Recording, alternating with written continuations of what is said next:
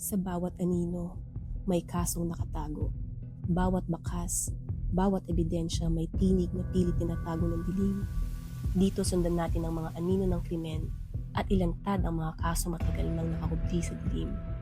Kung gusto mong masundan ang mga ganitong kwento, huwag kalimutan i-like, mag-subscribe at i-click ang notification bell para hindi ka mahuli sa susunod nating kaso. Sa isang tila ordinaryong umaga ng 5 ng Mayo 2009, isang ama at asawa ang umalis ng bahay para mag-gym. Pagbalik niya, wala na ang kanyang pamilya. Patay na silang lahat. Nang umalis ka kaninang umaga, buhay pa ba ang asawa mo? Oo. Ito si Chris Coleman, isang veterano, Kristiyano at mapagmahal na ama. Namumuhay siya ng maayos kasama ang kanyang 2 anak at kanyang asawang si Sherry. Pero unti-unting nagsimulang masira ang perpektong imahe ng kanilang pamilya nang makatanggap sila ng mga hindi kilalang banta sa kanilang mailbox. At noong 5 ng Mayo 2009, huling beses na nagpaalam si Chris sa kanyang asawa sa bahay. Habang wala siya, hindi sumagot si Sherry sa mga mensahe niya. Dahil sa takot sa mga banta na natatanggap ng pamilya, tumawag si Chris sa pulisya at natuklasan ng mga pulisya ang isang eksenang hindi mailarawan sa takot. Mga nakakatakot na mensahe ang nakasulat sa pader gamit ang pulang paint at 3 tao sa bahay, si Sherry at ang 2 anak na lalaki, 11 at 9 na taong gulang ay patay na. Alam natin kung ano ang nangyari, pero kailangan nating malaman kung bakit ito nangyari. Ano ang nangyari sa tila masayang suburban na pamilya at bakit naiwan si Chris? Tuklasin natin ang nakakatakot na kwento ng pagpatay sa pamilya Coleman. Dadalhin tayo nito sa tahimik na suburb ng Columbia, Illinois. Sa timog ng ilog mula sa delikadong lungsod ng St. Louis, Missouri, ang Columbia ay mas ligtas kumpara sa 69% ng mga lungsod sa Amerika, na may average na 1 karahasan sa bawat 1,000 residente. Nakakagaan sa pakiramdam ang ganitong estadistika. Pero hindi kung ikaw ang isa sa nasabing 1,000 at lalo na kung ang panganib ay nasa loob mismo ng bahay mo. Hindi inaasahan ni Sherry Coleman, 31 gulang na homemaker, na siya ang magiging biktima. Namuhay sila ni Chris ng tahimik. Inaalagaan ng kanilang 2 anak, kahit na madalas na wala si Chris dahil sa kanyang trabaho bilang security sa isang kilalang televangelist na si Joyce Meyer. Malapit lang sila sa bahay ng mga magulang ni Chris na pwedeng tumulong sa pag-aalaga ng bata kung nais nilang lumabas sa gabi at maayos ang relasyon nila sa mga kapitbahay. Pero ang magandang pamilya na ito, lumalabas ay nagkaroon ng kaaway. Noong kalagitnaan ng Nobyembre 2008, nagsimulang makatanggap sila ng mga nakakakilabot na anonymous na komunikasyon. Ang una ay isang email na ipinadala kay Chris, kay Joyce Meyer at sa anak nito mula sa address na destroychris@gmail.com. Puno ito ng mura at banta at ang subject line ay "Cursed family, they are dead." Para bang pinagbabantaan si Chris dahil sa pagtuturo ni Joyce na para bang siya ang dahilan kung bakit nasa panganib ang pamilya. Kung hindi titigil si Joyce sa pagtuturo ng mga kasinungalingan ayon sa email, mamamatay sila. Sa Houston Conference, papatayin ko silang lahat habang natutulog. Kung hindi sa oras na iyon, papatayin ko sila sa book tour o sa biyahe sa India. Mas nakakatakot ang mensahe dahil malinaw na alam na nagpapadala ang schedule ni Joyce at kasunod nito ang schedule ni Chris. Alam nilang wala si Chris kasama si Joyce sa tour at naiwan ang pamilya na mag-isa. At hindi ito ang huli. Noong Enero, nakatanggap si Chris ng liham sa mailbox nila. Walang lagda at puno rin ng mura at banta. Nagsasabing, quote, "I-deny ang Diyos sa publiko or else wala ng pagkakataon. Umalis na ang oras para sa inyo at inyong pamilya." End quote. Napansin rin na mali ang spelling ng opportunities. Naging isang kampanya ng harassment ang lahat ng ito na nagpatuloy hanggang Abril. Nang nakatanggap si Chris ng liham na nagsimula sa "I am giving you last warning." Sinundan ito ng pahayag na konektado sa relihiyon ni Chris. sa pagprotekta kay Joyce Meyer. Sinabi sa liham, binigyan kita ng babala na tigilan ang paglalakbay at ang peking relihiyosong buhay na napagkuha ng pera ng tao. Akala mo espesyal ka sa ginagawa mo sa pagprotekta sa kanya? Ito na ang huling babala mo. Ang pinakamasamang bangungot mo ay malapit nang mangyari. Nakipag-ugnayan si Chris sa pulisya, pero maliit ang naging progreso sa pagsubaybay sa mga banta. Isa sa mga kapitbahay nila, si Justin Barlow, isang detective sergeant sa Columbia Police, ay pumayag na bantayan ang lugar gamit ang kanyang karanasan. Naglagay siya ng security camera sa mailbox ng pamilya Coleman, umaasang makukuhanan ang suspect. Habang mukhang tapos na ang sumulat sa mga liham, lumala pa ang sitwasyon. Pinatunayan na ang mga banta ay hindi basta lang salita, at ang tahimik na kalay ng pamilya Coleman ay hindi na muling magiging ganoon. Si Barlow ang tinawag ni Chris para humingi ng tulong sa kapuspalad na umaga ng ika-5 ng Mayo 2009. Karaniwan lang itong Martes, maayos ang panahon at patungo si Chris sa gym niya sa South St. Louis County. Habang wala siya, 2 beses niyang tinawagan si Sherry at nag-iwan ng voicemail. Nag-text din siya pero walang sagot. Habang nagmamaneho pa uwi sa Jefferson Barracks Bridge sa ibabaw ng Mississippi River, tumawag siya kay Detective Sergeant Barlow para kamustahin ang pamilya. Kadalasan, sinasagot ni Sherry ang telepono at gising na siya ng ganitong oras, mga alas 6:15 ng umaga. Alam ni Barlow ang tungkol sa mga banta sa pamilya, kaya agad niya itong inireport sa kanyang departamento. Nagtungo siya kasama ang isang pulis sa harap ng bahay. Pinindot ang doorbell pero walang sumasagot. Napansin nila ang bukas na bintana sa likod ng bahay at nakatagilid sa mesa ang patio chairs ang screen nito. Pumasok sila sa bahay sa pamamagitan ng bintana at agad na sinalubong sila ng amoy ng spray paint. Tama nga, pagliko nila sa sulok at pag-akyat sa hagdan mula sa basement, nakita nila ang pader na puno ng nakakakilabot na sulat sa pulang spray paint. May mura at nakakatakot na mga parirala. You have paid, punished, and I am always watching. Habang iniinspeksyon ng pulis ang nakakatakot na eksena, narinig nila ang pagbukas ng pinto sa basement. Si Chris pala, pabalik mula sa gym. Sinabi nila sa kanya na manatili sa labas habang iniimbestigahan nila ang bahay. Pero nang umakyat sila sa mga kwarto, doon nila natuklasan ang pinakamasaklap. Patay na ang pamilya ni Chris sa kanilang mga kama. Natagpuan si Sherry na hubad at nakadapa sa kanyang kwarto. Ang katawan niya ay nagsisimulang maging stiff na. Patay rin sina Garrett, 11 anyos, at si Gavin, 9 na taong gulang sa kanilang mga kwarto. May spray paint sa pader at sa katawan. Lahat sila ay pinatay sa pamamagitan ng paninigarilyo ng leeg. Ayon sa ebidensya, si Sherry ay unang pinatay dahil may ilang buhok siya na natagpuan sa katawan ni Gavin. Bumalik ang mga pulis sa labas para ipaalam kay Chris ang nangyari at nagsimulang umiyak si Chris at hindi na sinubukang pumasok ulit sa bahay. Pasado alas 7 ng umaga ngayon. Bago pa lang magsimula ang araw, patay na ang pamilya ni Chris. Magandang hapon po sa lahat. Malungkot naming ipinapaalam na mayroong tinitignan na triple homicide dito sa Columbia. Patay sa bahay, 2854 Robert Drive, sina Sherry Coleman, 31 gulang at ang kanyang 2 anak, sina Garrett Coleman, 11 at Gavin Coleman, 9 na taong gulang. Ano nga ba ang nangyari? May kinalaban ba ito sa trabaho ni Chris sa televangelist tulad ng mga banta sa liham o may ibang dahilan? Para maintindihan ang krimen, kailangan natin balikan ang kwento ng pamilya Coleman. Ipinanganak si Chris Coleman noong ika-20 ng Marso 1977, kaya 32 gulang siya nang mangyari ang pagpatay. Lumaki siya bilang anak ng 2 evangelical pastors sa Monroe County, Illinois, na tila nagdala sa kanyang karera sa trabaho kay Joyce Meyer.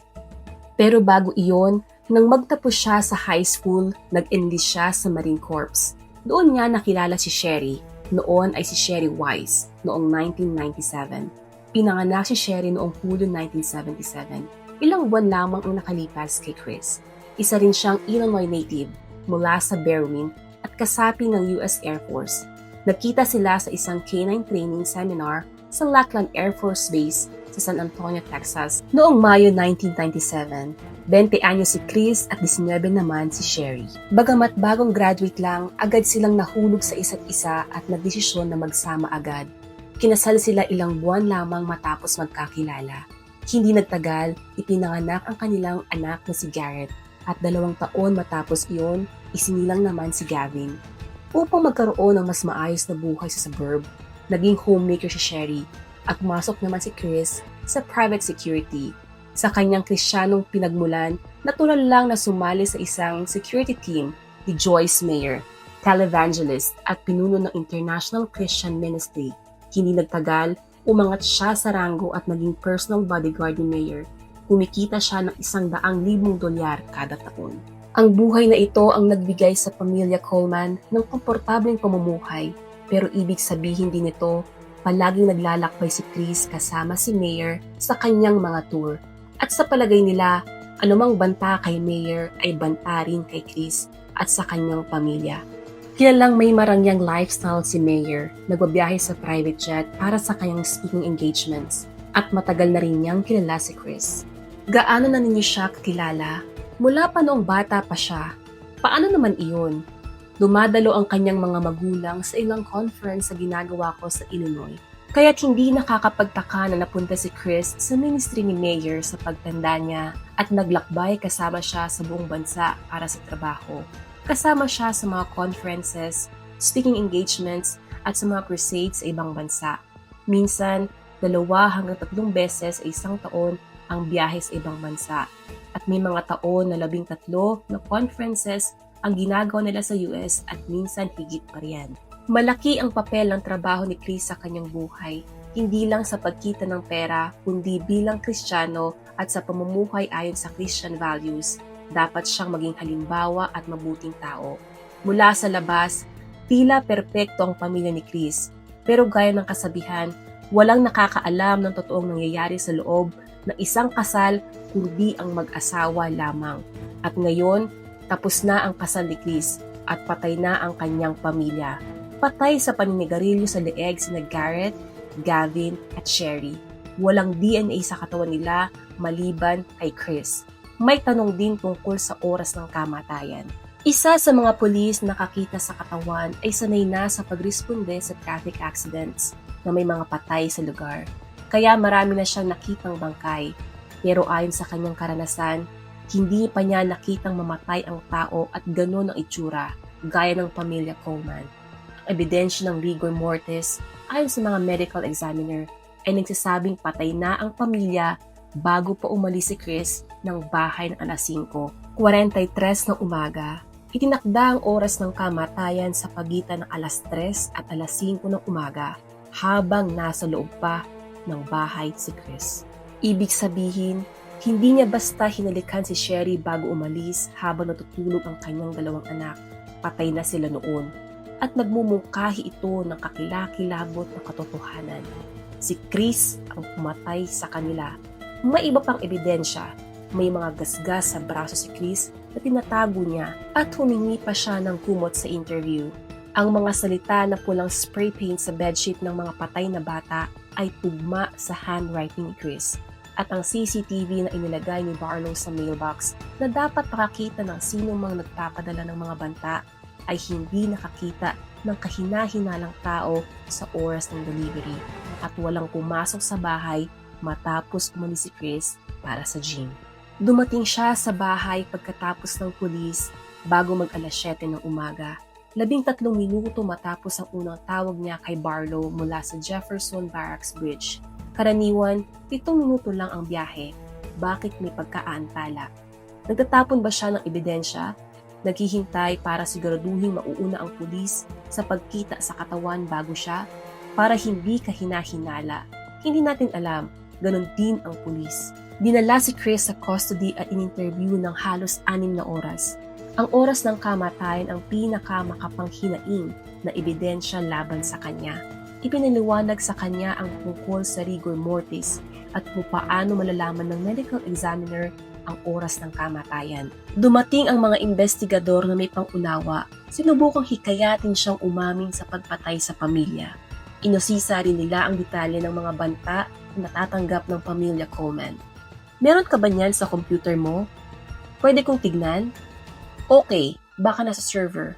Hanggang Nobyembre, nakakatanggap ka ba ng mga ganitong banta? Hindi.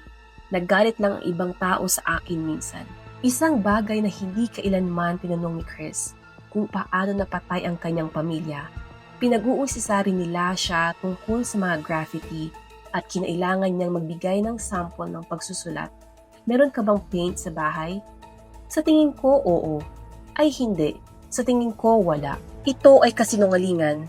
Ipinakita sa credit card na bumili siya ng pulang spray paint ilang buwan bago ang krimen. Dumarami na ang ebidensya, bagamat hindi siya umamin sa interview. Malinaw na patungkol kay Chris ang investigasyon bilang pumatay.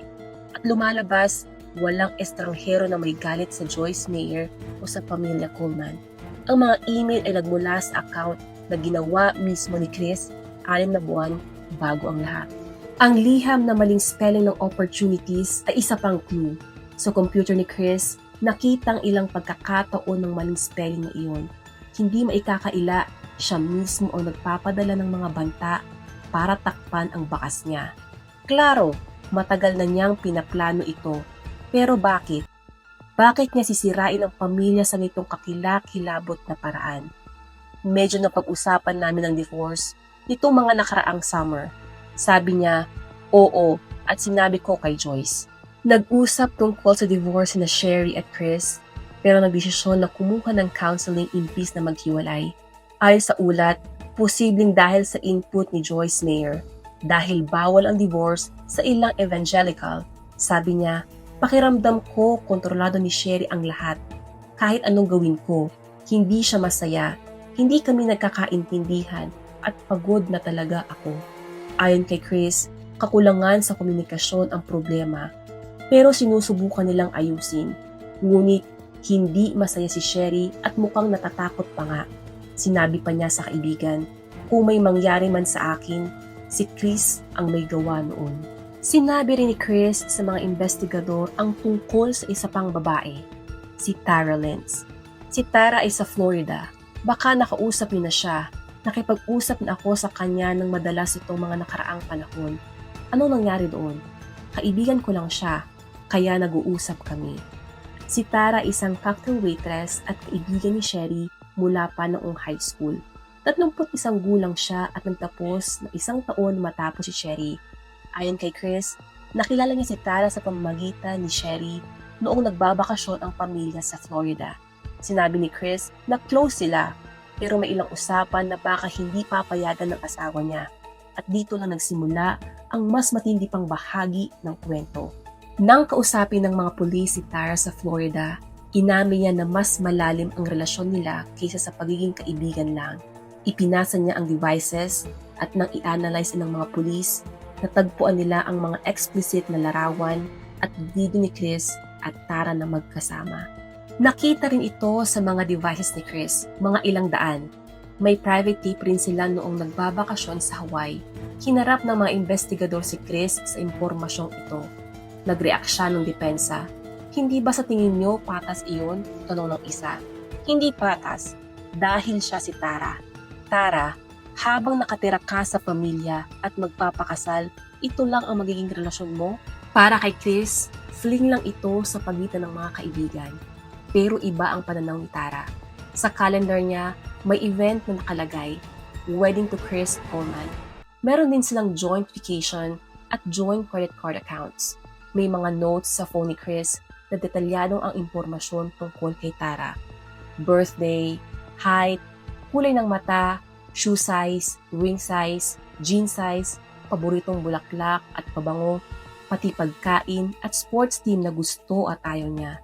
Sa isang note na nakapangalan Christmas, nakasulat Promise Ring, Love Circle Diamond or Diamond Cross.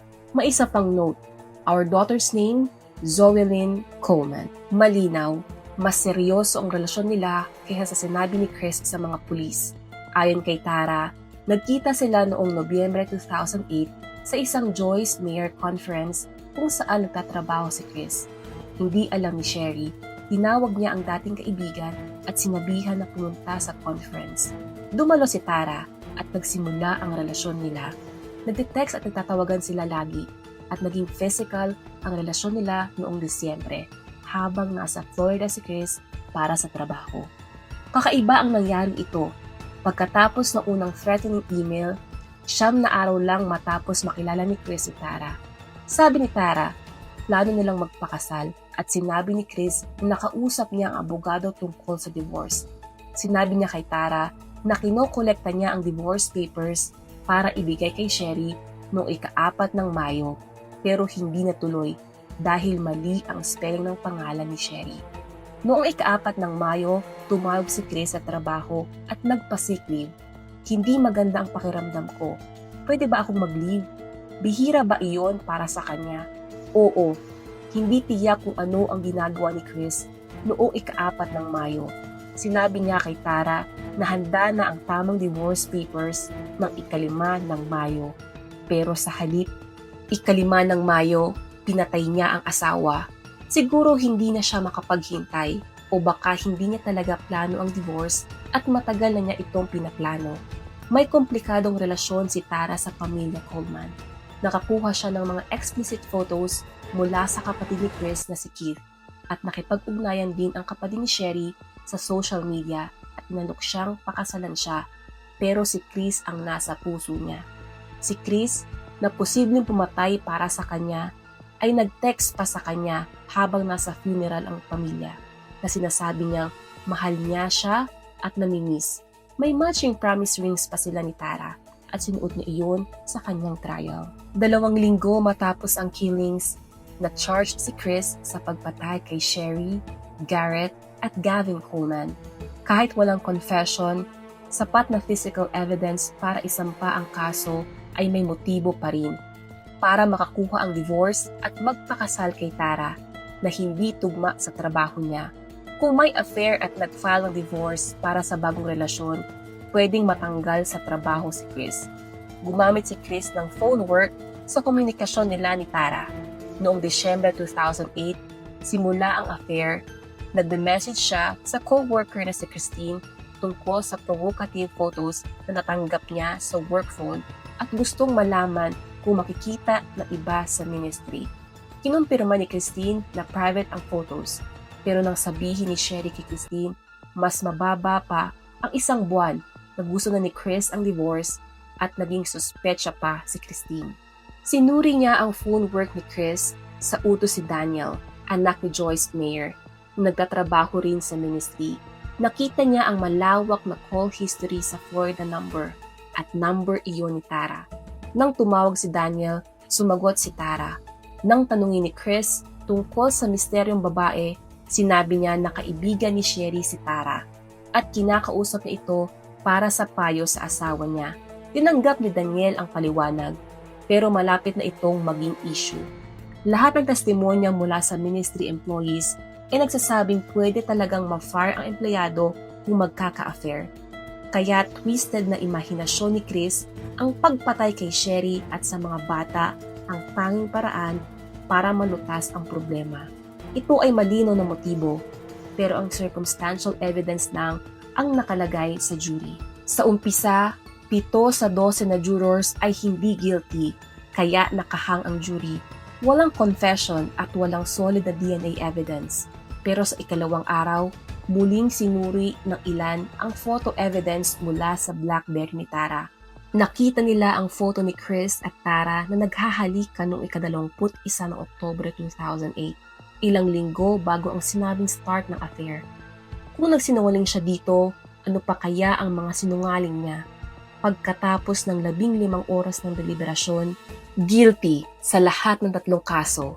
Natagpuan si Chris Coleman na guilty sa pagpatay sa asawa at 2 anak. Hinati siya ng life imprisonment without parole at nakaligtas sa death penalty dahil ilang buwan na lang mawawala na ang batas sa Illinois. Pinanatili ni Chris ang kanyang innocence at nag-appeal pero walang nagtagumpay. Sabi niya, may 2 laptop siya at pwedeng ma-access ng kahit sino para gawin ang Destroy Chris email account. Itinanggi ng ama niyang pastor, Ron Coleman, na kayang patayin ng kanyang anak ang pamilya. Sabi niya, si Tara lang ang pumuno sa pangangailangan na hindi tinugunan ni Sherry. May gusto ang bawat lalaki at dapat igalang. Kung hindi igagalang ang asawa, hahanap ka ng respeto sa iba. Nag-file ang pamilya ni Sherry ng wrongful death lawsuit laban sa Joyce Meyer Ministries. Sinisisi si Joyce Meyer sa hindi pag-alala na si Chris ang nagpapadala ng mga banta at sa hindi pagbigay babala kay Sherry. Na-dismiss ang kaso noong 2013. Si Chris Coleman ay nananatiling nakakulong hanggang ngayon. Marami ang nagtukoy ng similarity sa kaso niya at kay Chris Watts noong 2018 na pumatay din sa pamilya dahil sa affair sa ibang babae. Pareho ngayon ang mga killers sa Dodge Correctional Institution sa Wisconsin. Ano ang tingin mo sa nakakakilabot na kwentong ito? Nagbigay ba ng inspirasyon si Chris Coleman kay Chris Watts? Ibahagi mo ang iyong opinion sa comments sa ibaba. Kung umabot ka sa dulo ng video na ito, maraming salamat sa panonood. Dahil sa bawat kwento may katotohanang dapat pakinggan at may leksyong dapat pag-isipan. I-comment nyo rin kung saan kayo nanonood at anong oras nyo ito pinanood. Gusto rin naming malaman ang inyong kwento.